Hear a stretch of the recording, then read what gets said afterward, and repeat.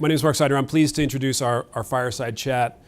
In fact, I was only supposed to introduce the Fireside Chat. Lindsay LeBou was supposed to moderate it, but because of circumstances in her family, I am both introducer and moderator. But this is a chat on the success and leadership in the evolving payment ecosystem with Visa's CEO, Al Kelly. I'll make a few sort of introductory remarks about Al, but it's a pleasure to have him here. He just told me he spends 90% of his time on the road, so it's I guess your tagline is Visa everywhere you want to be. So I guess we're pleased to have you here with us this afternoon. So thank you for being here. Thank you for wanting to be here at BC this afternoon. Al is the CEO of Visa. Before joining Visa, he worked in industry-leading companies within financial services, travel and leisure, and consumer products. Before becoming the CEO of Visa, he was the CEO of Intersection, the technology and media company behind the initiative to bring public Wi-Fi to New York City, which I can attest is quite helpful. Prior to that, he was management advisor at Tower Brook Capital Partners.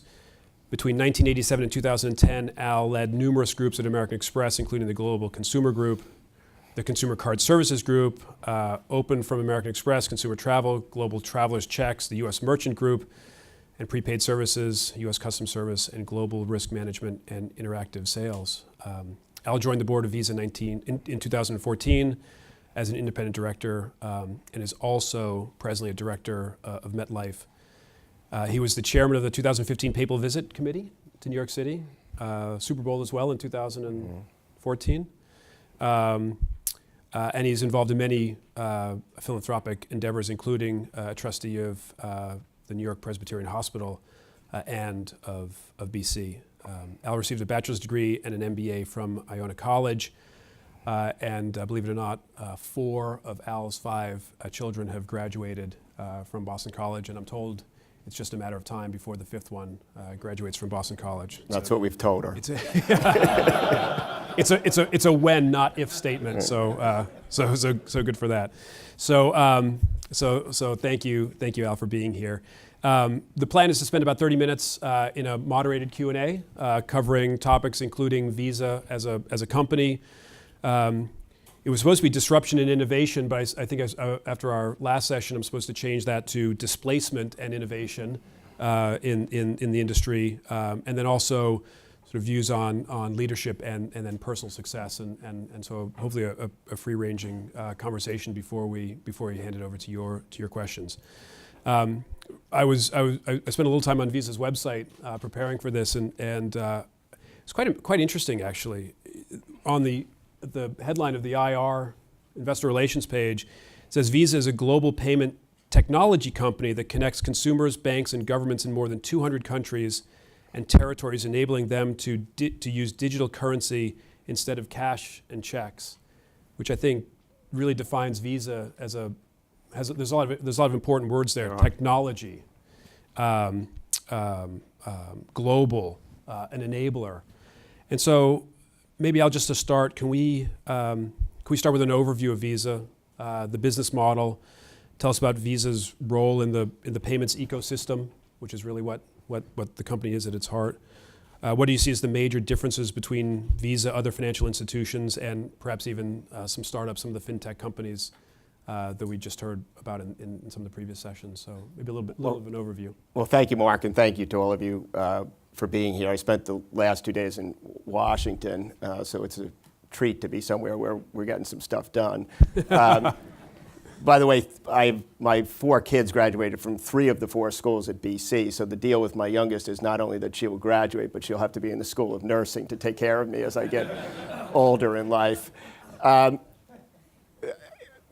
It's been a very interesting experience for me. It's an interesting way to enter a company, having been on the board for 3 years, and then very shockingly, surprisingly to me, being asked to become CEO. And Visa is truly probably as global as a company as you're going to find, maybe FedEx. It's hard to actually find too many companies that do business. We do business anywhere in the world that we can.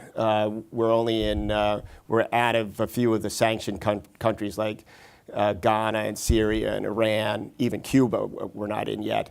but we have a very, very global footprint.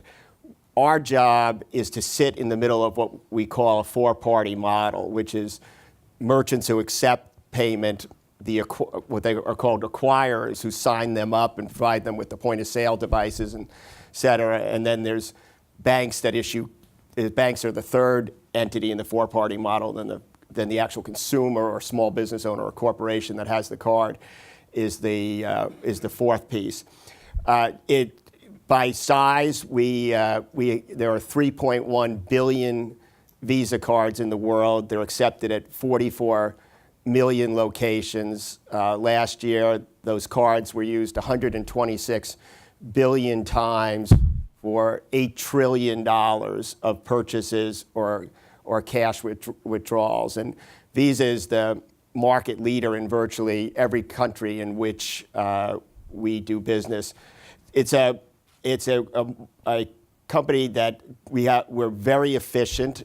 We have high margins. We only have, for a company that's $225 billion in market cap, we only have 14,000 employees. We had, until last year when we actually bought Europe, which when Visa's only been a public company now for 9 years. It's been in existence since 1958. At least that's when the roots go back for the company to 1958. We didn't buy Europe. The banks that owned Visa in Europe didn't want to sell at the time, but we finally bought that last year for $21 billion, and for the first time took on some debt to finance that purchase. We work in an industry, the payments ecosystem is a very interesting space for a couple of reasons. One is that it's very multiplayer. In many cases, in the multiplayer market, there's a lot of frenemies. So we have many cases where we're close with companies who help us on certain aspects, and then we compete with them on other aspects. PayPal is a perfect example. PayPal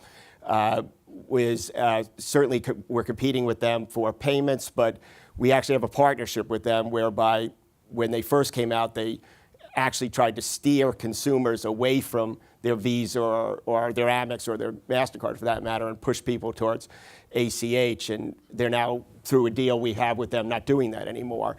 That said, that we're still competing with them. And it's also an interesting market because I started my career at Pepsi. And at Pepsi, and it was true then and it's true today, there's only a certain amount of soda that's going to be drank in the world every day. And so when you come to work every day, when you work for Pepsi, you're scraping and battling to try to get that little smidgen of extra share in a fixed pie. I actually don't think much about that at all in the job I'm in because the pie is going to continue to grow. And the enemy is cash for us. And our job every day is to try to convert more cash and check to electronic or digitized forms of payment. And I think about and spend all my time thinking about how do I grow this pie every day as opposed to how do I scrape out another quarter or 10 basis points of share in the pie that already exists. So it's both the dynamic of how multiplayer it is and the fact that it's an ever-growing market both make it exciting and interesting. But unfortunately, it's not only exciting and interesting to us, it's exciting and interesting to many other people who are now trying to get in our space.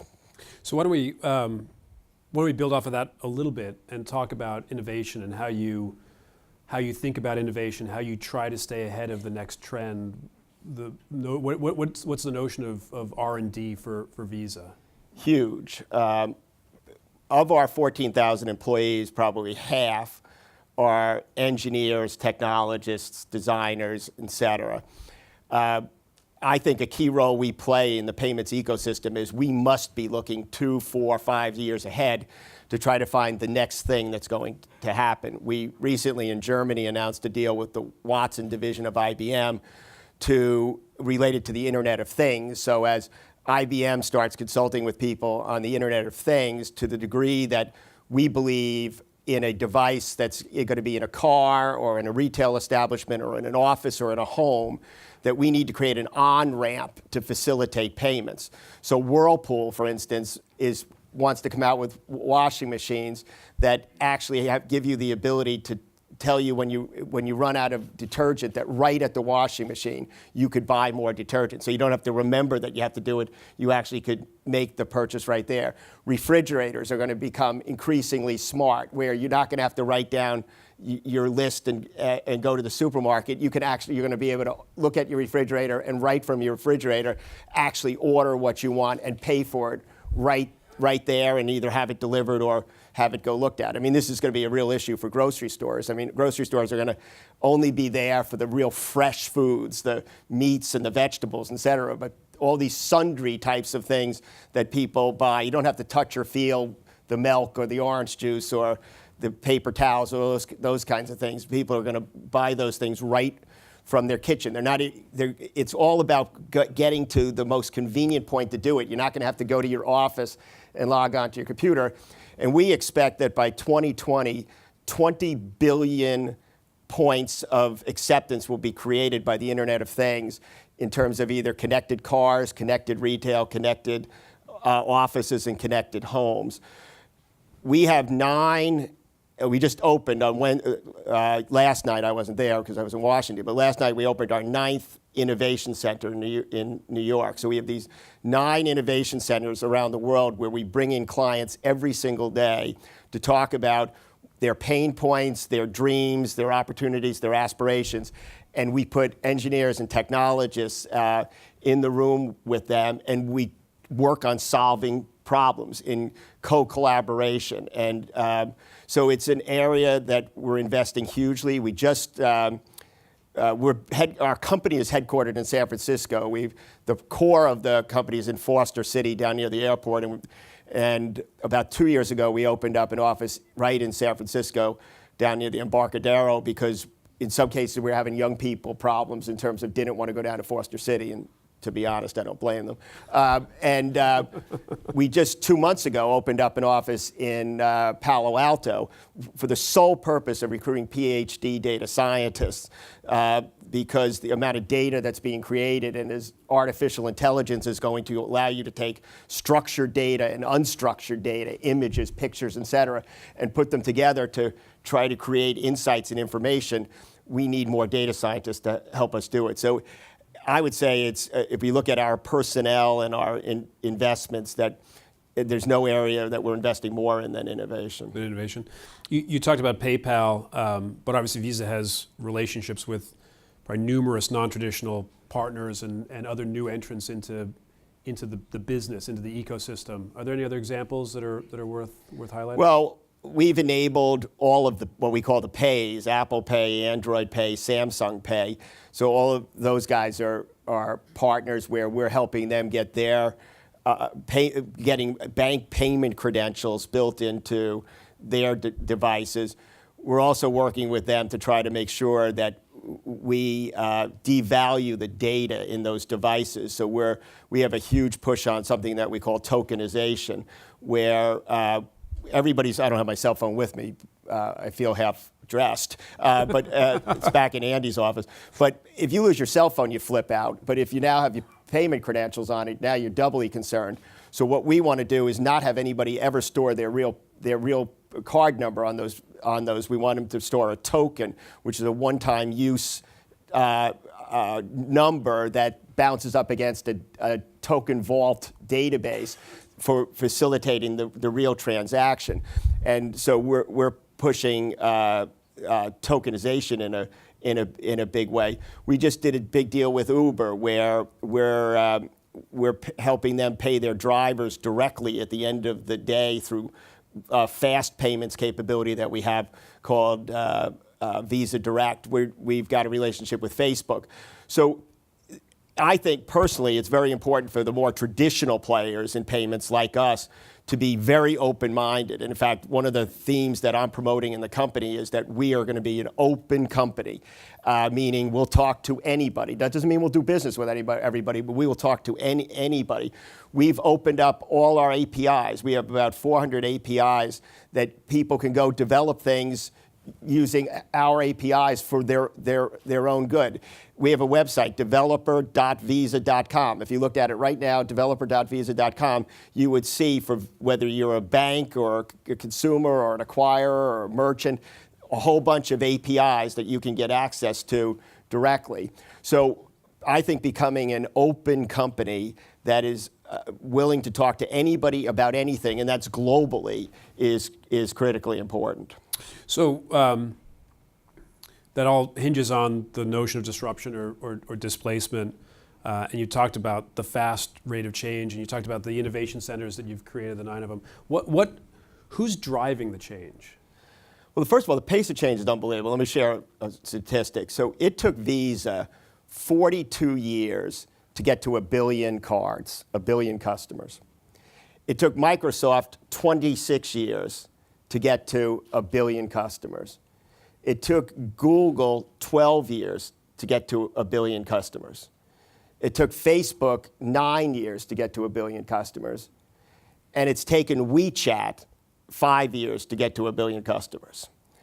And if you're not familiar with WeChat, it is worth Googling both Tencent, which is the company that owns WeChat, as well as Ant Financial, which is the company that controls Alipay.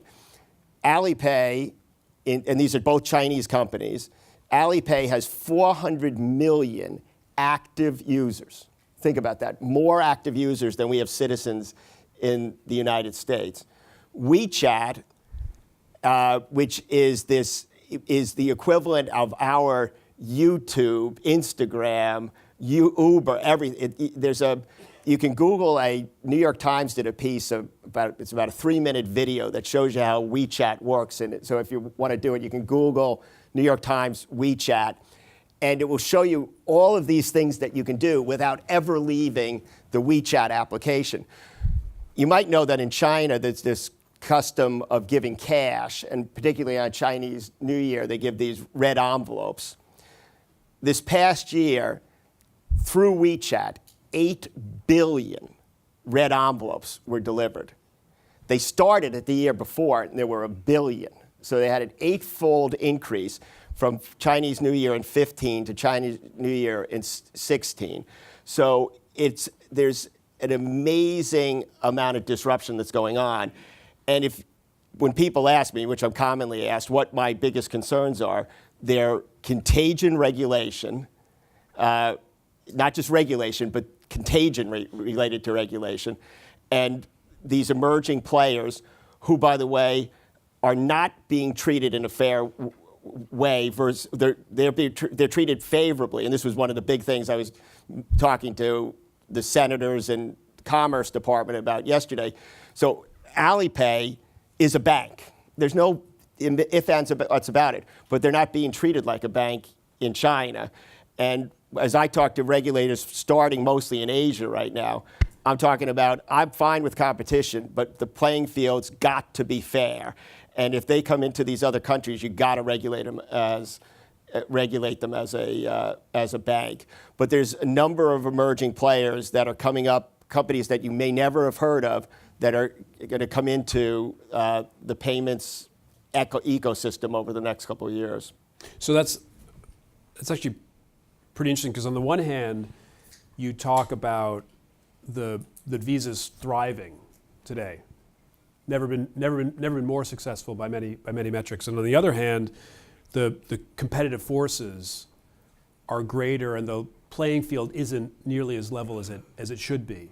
So how do you continue to thrive, let alone survive in this new environment? Well, it's funny, Mark. We never did this before, but 2 weeks ago in San Francisco, we brought in our country managers from around the world, and I did a State of Visa speech at the beginning, and I said, if you forget nothing else, the executive summary is that opportunities abound, as do challenges. Mm-hmm.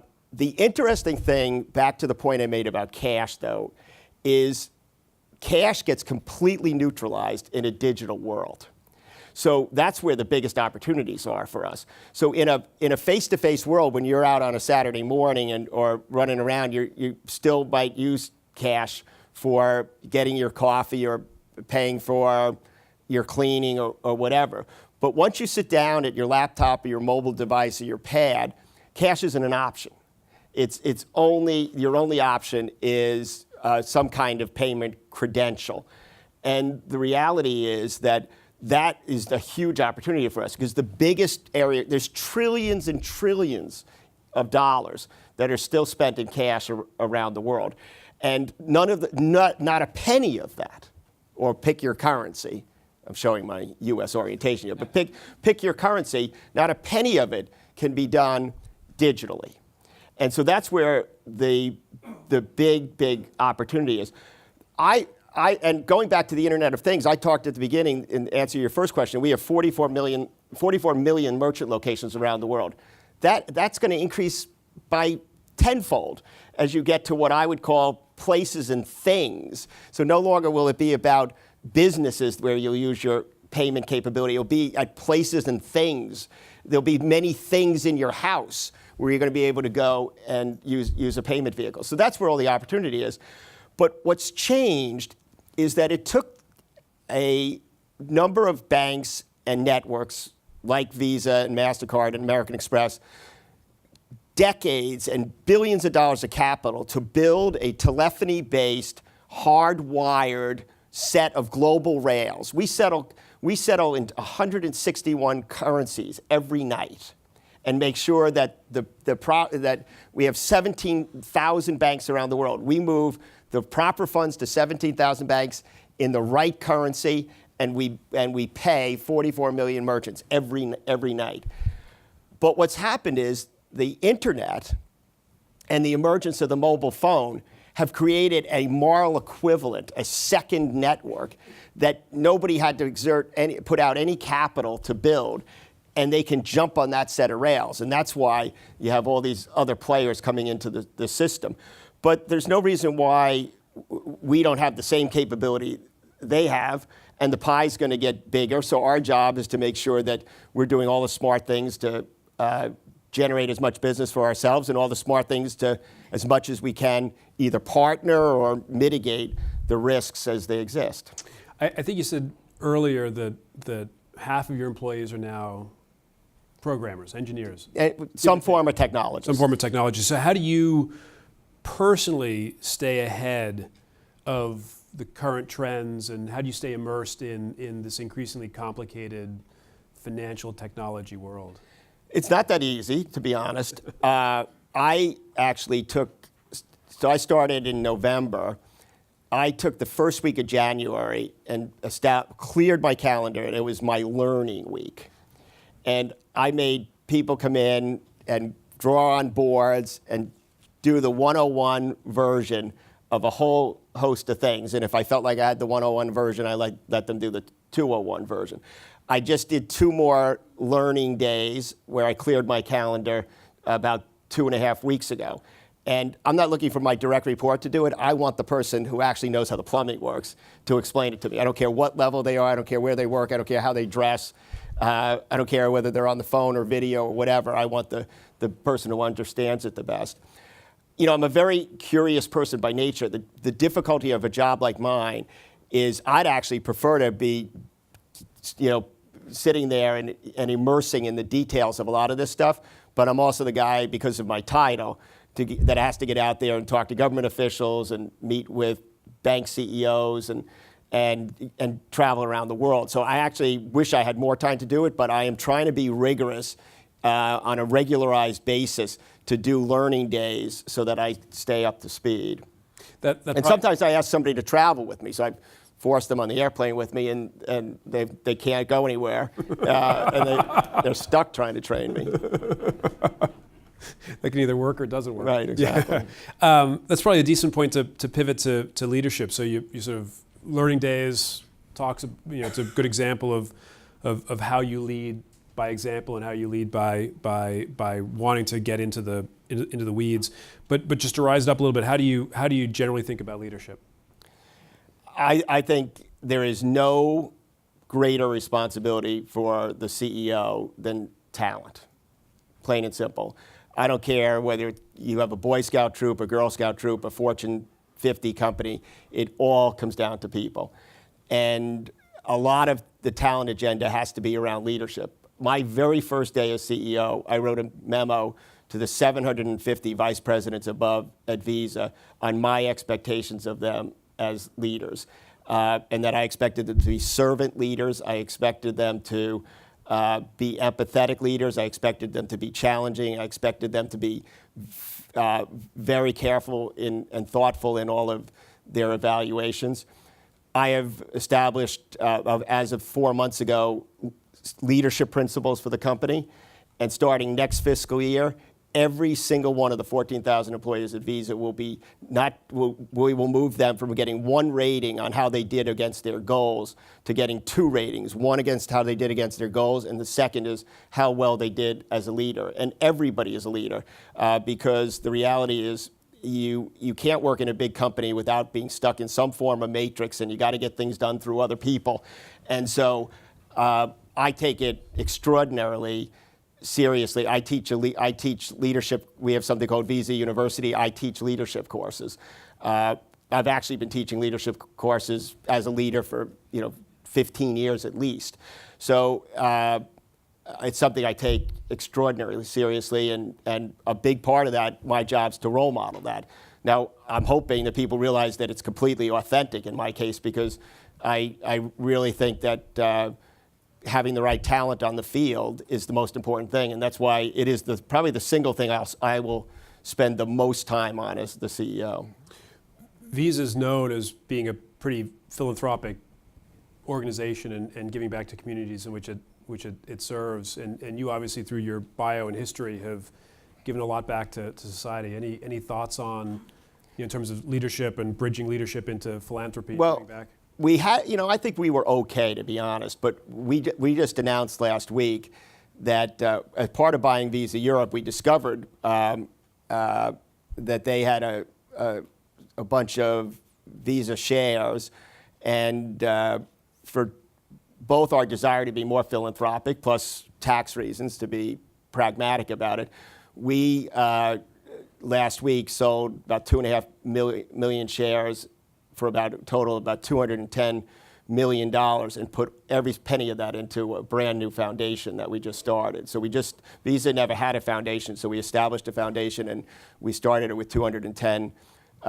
million. So we're going to even be taking our philanthropic elements even more seriously, and it's both a combination of, we're doing a study now of exactly the kind of things we want to get behind, but certainly part of that is encouraging and supporting what our employees want to do in the communities in which they live and work. And I do talk about, my wife and I are really focused on the Catholic Church, healthcare, and education. That's where we think very proactively about our philanthropy and where it goes. And I think you got to be, there's so many unbelievable causes. I think you got to try to be somewhat thoughtful about it. Otherwise, you can really be dispersed all over the place. But I think when you're blessed enough to work either at a great company or have individual personal success, you got to try to share some of it back with people.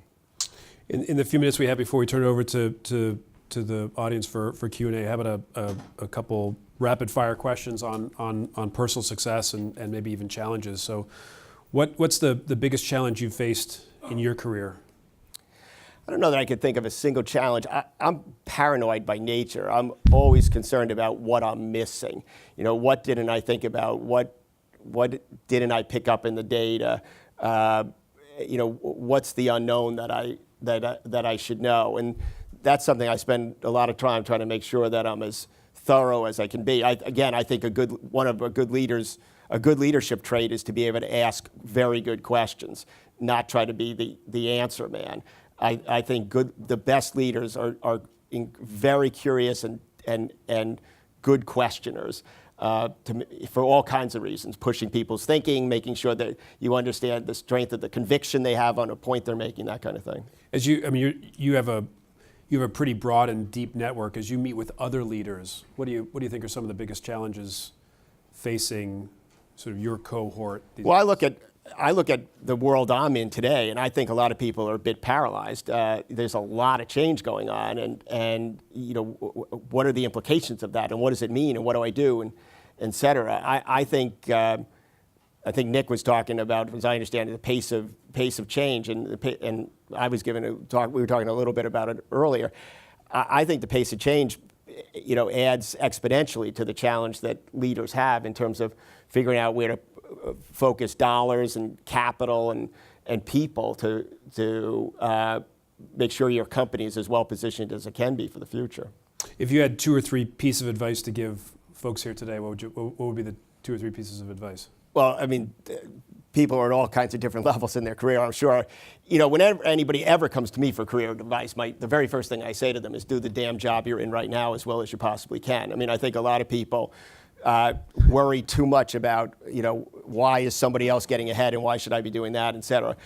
The second thing is communication skills. I think that it's becoming a lost art, and I don't care how the world has clearly evolved. The reality is being able to communicate in all forums and in all forms in an articulate and good way is critically important. And I think with the way the world's evolving, you got to be curious. I can't tell you how many times a day I go out to Google whether it's to figure out what the definition of a word is that I don't know, or trying to figure something else out. You got to be curious. If you're not curious, you're going to be left behind, and that's ageless. That doesn't matter. I see a few microphones around, so why don't we turn it over to questions? Looks like there's one in the back row. Who, in your opinion, is providing the most effective thought leadership on cybersecurity issues? And are there some industries that should be much slower in connecting to the Internet of Things? Well, you can bet that we spend a boatload of money on cybersecurity, and we track it 24 hours a day. We have 2 cybersecurity fusion centers, one in Virginia and one in Bangalore, India, and they're each open 12 hours a day, and we get attacked all the time. I think that when you're at the center of an ecosystem like ours, you have to be on top of it. It's hard for me to tell I don't think anybody should be cocky enough to give themselves more than a B on cybersecurity. I think you're crazy if you give yourself more than a B grade. I think you got to try to do all the right things. But I think there's not a lot of sharing that it's easy to make a judgment as to name a company that's doing it exquisitely well. In fact, I wouldn't want to jinx somebody. I'd name them and then they'd get hacked tomorrow. I'm sorry, the second question was? Are there some industries that should be wary or very slow to use the Internet of Things? Well, I think, Marc was saying in my introduction, I'm on the board of New York Presbyterian Hospital. I mean, I think healthcare is an area I think has to be very careful. I mean, the sensitivity of the data of health records is very, very important, and it's maybe questionable why they would have to jump on too quickly on the Internet of Things. So that would certainly be one that would come to mind for me. Thank you for your remarks. Really, really interesting. When I graduated from Boston College in 1984, I said in 5 years we'd be cashless. Way wrong. We see India trying to take some cash out of the world. We've seen, I think, one of the Norwegian countries trying to reduce or eliminate cash somewhat successfully. Obviously, that's going to be a great thing for Visa. But what are the pros and cons that we've seen happening around the world, and what do you see as the pros and cons here in the U.S.? Well, the India situation was, typical India at some level. They decided on November 8th to take out, the 2 biggest denominations of cash, and it created panic on the streets, huge panic, for 2.5 weeks. But it was a catalyst. Our volume in India is up over 100% every day, day over day, since November 8th. The number of places that accept payment in India is doubled since November 8th. From all time to November 8th, it was X, and it doubled from November 8th. But it's still a country of over 1.3 billion people, still kind of a spit in the ocean. But there, we've used technology in a cool way there to facilitate signing somebody up. So in India now, you go in and you give somebody, you can give them on a piece of cardboard a QR code. They don't need any technology whatsoever. They have QR code. Consumers download our application to their phone. They go in, they buy, they enter the amount of money on it. They put their phone up against the QR code. It reads the QR code, and a payment gets pushed from the consumer's bank account to the merchant's bank account in real time. And that's all it takes for them to get signed up. In the U.S., my personal belief is we have to move to contactless. This is a credit card. This ring on my finger this is a credit card. And if I went to any point of sale device that's enabled by near field free communication, I would simply have to tap this ring and I've paid, and I move on. 88% of the transactions in Australia are contactless. Less than 0.1% of the transactions in the United States are contactless. Yet, most of the point-of-sale devices in the United States are set up to enable contactless. So I'm on a bit of a campaign, and I've been out talking to the big bank CEOs in the United States over the last month about the fact that I think we've got to move to contactless in the United States. I think that's a key to getting at the micro payments that are paid in cash in the U.S. So the strategies in emerging markets and developed markets for winning the next set of cash has got to be segmented by the realities of the starting point. Why don't we do one over here? I'll just ask three quick questions. You can answer one or three. First question is: Multiple are you choice. concerned about Bitcoin as a competition? Two, the losing of the Costco relation was huge for your past employer, Amex. Have you been happy with it? And third, I'll answer the third question. Okay. It's a challenge. If he can't Why remember the should question, how are you going to? as a consumer, should I care if I have a MasterCard or a Visa card? Absolutely. I'll answer the third. Right, I'll answer the third for sure. Look, MasterCard's a perfectly good company, but I think that Visa's a formidable player everywhere in the world and has a fantastic brand.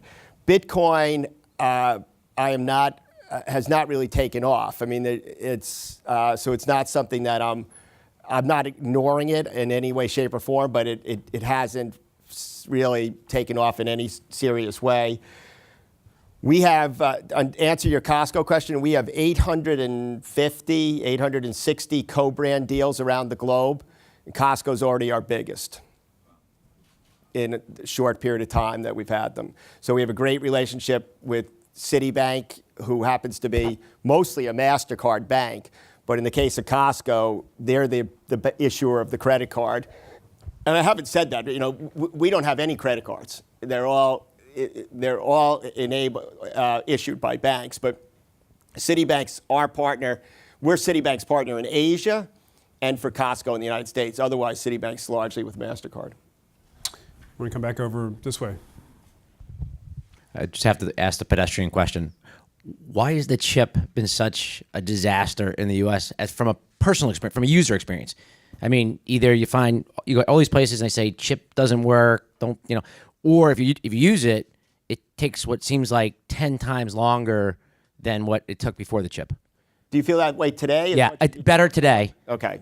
But then I was just in New Zealand and it's like immediately. There's no delay at all, none. So the United States was extremely late on chip. Chip existed almost everywhere. When it first came out, there's no question it was a lousy consumer experience. It took too long. There now are quote unquote fast chips. So the problem is banks only it costs banks money to reissue cards. So over time, as your card has an expiration date on it, when it expires, you'll get a chip that's much faster. Now the reality is though, it has reduced fraud in the United States by 60%. So it's huge, huge savings.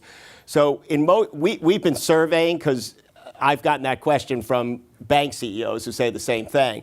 But I think we all would say we did a lousy job thinking about the consumer. We were too focused on the fraud, getting the fraud down when we did this at the beginning. Didn't think enough about the consumer experience. We pissed off consumers. That was bad. Since then, we've made a bunch of changes to the point of sale device, and we're trying to roll out any new cards coming out with the fast chip. And so as we research it, which we do, I think every 2 months, it's the feedback we got from consumers has gotten much better. How about somebody on this side, sir?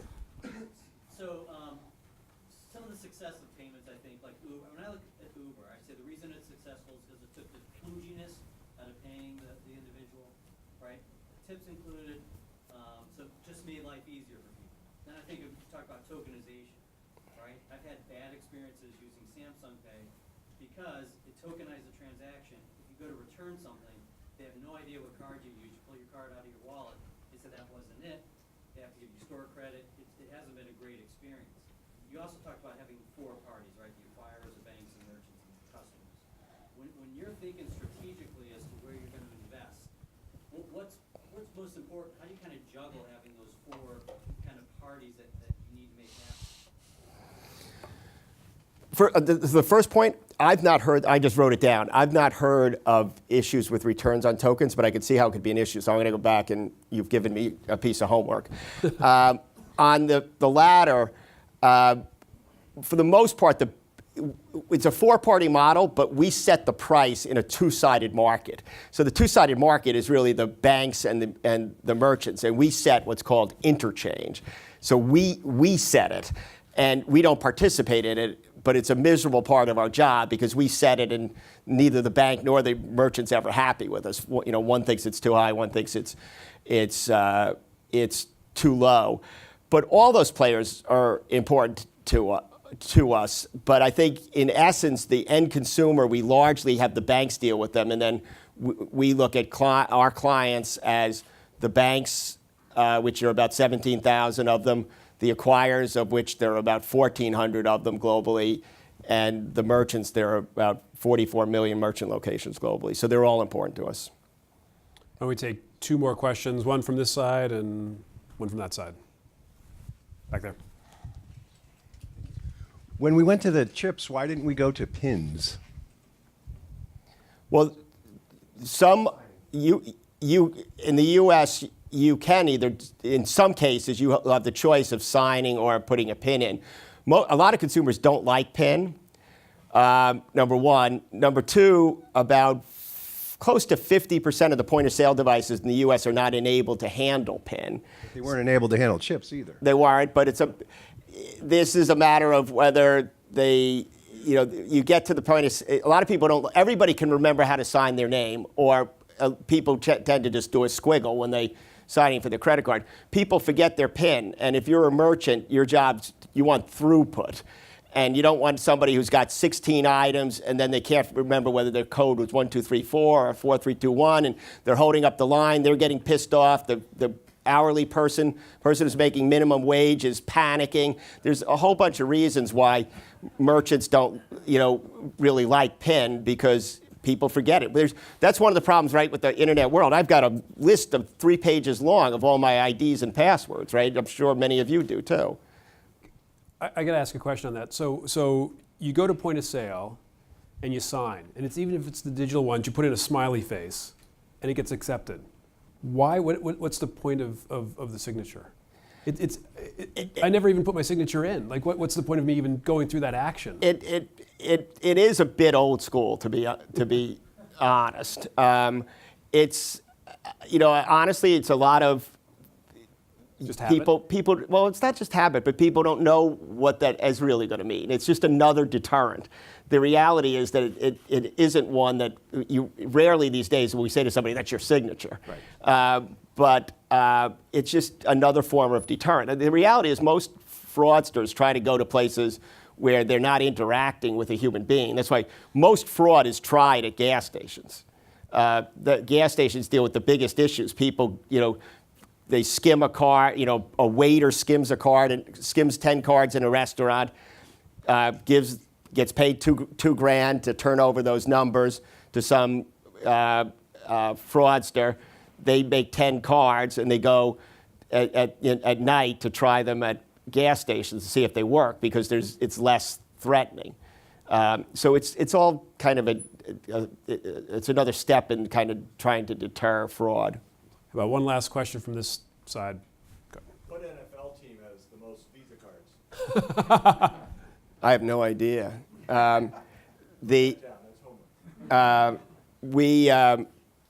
Different banks have different deals with the NFL. In fact, even we at Visa are a big NFL sponsor. So we're a big sponsor of the league and the brand.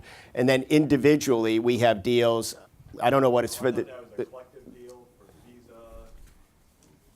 Our sponsorship with the NFL allows us to extend it to banks. So in some cases, we'll go to a bank and give them the ability to ride on that. So PNC Bank in Pittsburgh uses our sponsorship to extend to the Steelers. And they also do it in Baltimore to extend it to the Ravens. So there are extension rights in our deal with the NFL. Al, thank you very much for wanting to be here with us this afternoon. My pleasure. Thanks, Marc. Good to be with you.